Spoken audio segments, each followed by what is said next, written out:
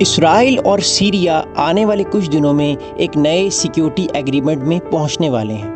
اب اس وقت سیریا اسرائیل سے یہ ڈیمانڈ کر رہا ہے کہ دسمبر 2024 کے بعد جب اسرائیل نے سیریا کے ٹیریٹری میں آ کر 20 کلومیٹر گولان ہائٹ سے آگے آ کے اپنی فوج کو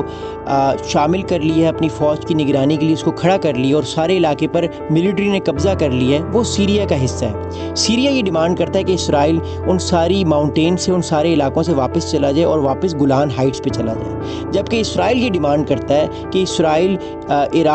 سیریا جو ہے اس میں ایران کا کوئی انفلوئنس نہ ہو، حزب اللہ کو پوری طور پہ ڈسمینٹل کیا جائے، اینڈ مور امپورٹنٹلی جب بھی اسرائیل ایران پر اٹیک کرنا چاہے تو وہ سیریا کے تھرو ایران پر اٹیک کر سکتا ہے اور سیریا پوری طریقے سے اسرائیل کے فائٹر جیٹس کو کور دے گا۔ اب یہ باتیں ماننا اتنا آسان نہیں ہے، کیونکہ سیریا سے اسرائیل ایک اور بڑی امپورٹنٹ ڈیمانڈ کر رہا ہے کہ اسرائیل اپنی فوجیں پیچھے واپس گولان ہائٹس پہ تب لے کر جائے گا جب سیریا گولان ہائٹس کو پراپر طور پہ اسرائیل کا حصہ سمجھ لے گا۔ اب بہت سارے اینالسٹ کے مطابق اگر احمد الشرع جو پریزیڈنٹ ہیں سیریا کے، وہ یہ بات مان لیتے ہیں کہ گولان ہائٹس اب اسرائیل کا حصہ ہیں اور وہ آفیشیلی سیریا کا حصہ نہیں ہے، تو پبلک پرسیپشن بہت ناراض ہوگی، لوگوں کی طرف سے ریوولٹ بھی ہو سکتا ہے، کیونکہ پچھلے 50 سالوں میں کبھی بھی کسی بھی پریزیڈنٹ نے سیریا کی یہ بات نہیں مانی کہ گولان ہائٹس جو ہیں، جو 67 میں اسرائیل نے کیپچر کر لی تھی عرب اسرائیل وار میں فرام سیریا، وہ ساری گولان ہائٹس سیریا دے دے